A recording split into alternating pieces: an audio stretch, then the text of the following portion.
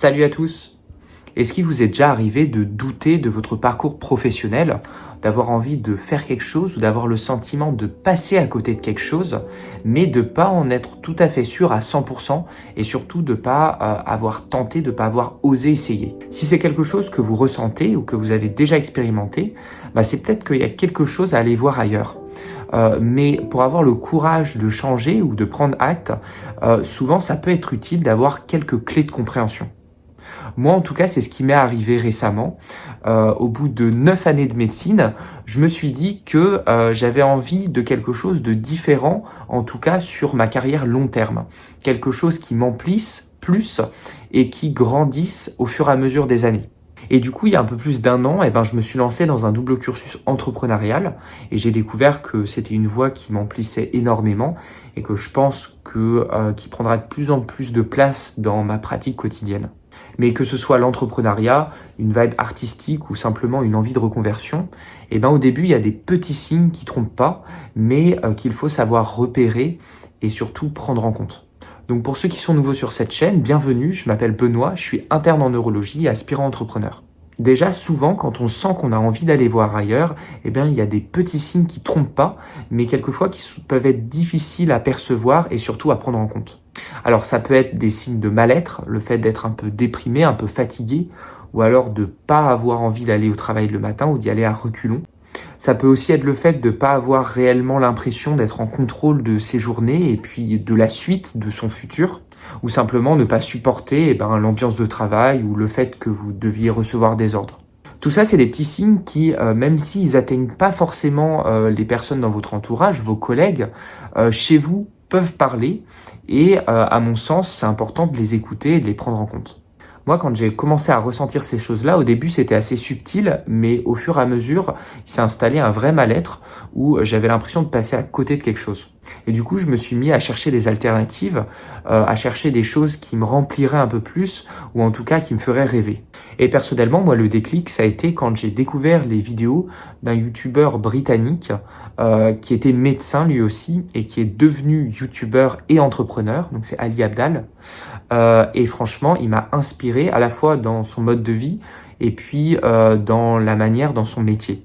Et ça m'a donné énormément envie de faire pareil, de vivre pareil. Et donc c'est là que je me suis lancé d'abord sur YouTube et que petit à petit, j'ai bifurqué plus pour me concentrer un peu plus sur l'entrepreneuriat. Et donc ça peut être intéressant quand vous sentez que vous n'allez pas bien, de regarder un petit peu autour de vous, de regarder pourquoi pas sur les réseaux et juste de vous permettre de rêver. Alors, il ne s'agit pas de fantasmer un mode de vie qui serait totalement inatteignable, mais juste de se rendre compte que il y a des alternatives possibles. Par exemple, si vous aimez jouer d'un instrument, je sais pas, au hasard le violoncelle, vous dire que en fait, peut-être qu'il y a quelqu'un qui l'a fait, qui s'est lancé à temps plein, qui a réussi à en vivre, des choses comme ça. Et c'est que une fois que vous avez un modèle ou une étoile finalement, une étoile du Nord à suivre, que à partir de ce moment-là, vous pourrez vous mettre en mouvement. Avant, c'est juste pas faisable parce que vous savez tout simplement pas que c'est possible, qu'il y a d'autres personnes qui l'ont déjà fait. Alors, comment on se met en mouvement? Alors moi, personnellement, j'ai une philosophie qui est un peu différente de celle qu'on voit souvent sur les réseaux sociaux, qui est celle du travail, travail, travail, un peu à la Alex Hormozy. Au contraire, moi, je préfère au début prendre le temps de construire un goût, de prendre plaisir dans l'activité, quitte à être moins productif. C'est un peu comme pour se mettre au sport, c'est plus simple de se mettre au sport à petite dose pour se rendre compte et pour faire rendre compte à son corps que c'est sympa, plutôt que d'y aller franco et d'abandonner 2 semaines après. Donc l'idée, c'est juste d'essayer de vous libérer un peu de temps, une demi-heure à 1 heure tous les jours, ou alors un créneau toutes les semaines, pour essayer de vous consacrer un petit peu à cette activité qui, pourquoi pas, pourrait vous plaire. Ça peut être par exemple monter un projet entrepreneurial, reprendre la musique, prendre des cours de danse, ou alors simplement vous former à un autre métier, une autre discipline. Et l'idée justement, c'est de pas en faire trop, c'est juste de voir si ça nous plaît et du coup si on a envie de continuer. Parce que bien sûr, le grand tableau, c'est pas de remplacer une prison par une autre prison. L'idée, c'est juste justement d'ouvrir ses chakras et de trouver quelque chose qui nous correspond vraiment. Et une fois que vous avez trouvé une activité qui vous plaît, qui a du sens pour vous, essayez de vous y mettre régulièrement. Et ça, moi, ce que j'ai trouvé en tout cas qui marche bien, c'est d'essayer de fixer un petit peu les mêmes créneaux horaires tous les jours. Comme ça, votre corps, votre esprit, à ce moment-là, il switch automatiquement dans l'activité et vous n'avez pas à fournir d'efforts pour vous y mettre. Et donc, vous avancez un petit peu vers votre objectif régulièrement. Donc, maintenant que vous savez à peu près où vous voulez aller, que vous vous y mettez régulièrement, il faut savoir aussi que quelquefois, ça suffit pas et que votre motivation, elle va être fluctuante. C'est-à-dire qu'il y a des jours où vous allez être hyper motivé, vous allez vous donner et ça va être un plaisir et ça va être un kiff. Et il y a d'autres jours où ça va être de la déprime, où vous allez douter de tout, de vous, de vos rêves, et ce qui peut nous pousser quelquefois à pas réussir à se libérer du temps pour faire justement cette nouvelle activité, voire à abandonner pendant quelque temps. Et ça c'est pareil, je pense que c'est important de le savoir en amont et de pas s'en faire. Parce que bien souvent, comme dit le dicton, la nature, en fait, elle revient au galop. Donc même si à certains moments vous êtes bloqué, vous n'arrivez pas à avancer, sachez que il y a un moment, vous allez avoir envie de vous y remettre. Si c'est quelque chose qui vous correspond vraiment.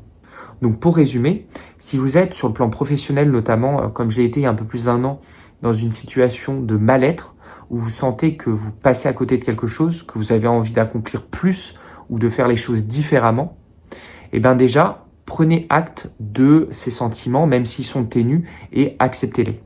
Ensuite, regardez autour de vous ceux qui ont accompli des choses qui vous inspirent et laissez-vous rêver. Puis, une fois que vous avez trouvé une sorte d'étoile du Nord, mettez-vous en mouvement, mais à petite dose. L'idée, c'est de cultiver le goût de cette nouvelle activité au début. Et enfin, sachez que sur le chemin, vous allez douter, surtout que vous allez être seul au début, mais que c'est ok, et faites confiance en votre naturel pour que finalement, si c'est quelque chose qui vous correspond vraiment, vous retrouviez la motivation assez rapidement. Donc voilà l'expérience, moi, que j'en ai sur les difficultés quelquefois à trouver simplement sa voie, son métier. Si c'est des sujets qui vous intéressent, n'hésitez pas à me suivre. Et dans tous les cas, nous, on se voit pour une prochaine vidéo. Salut!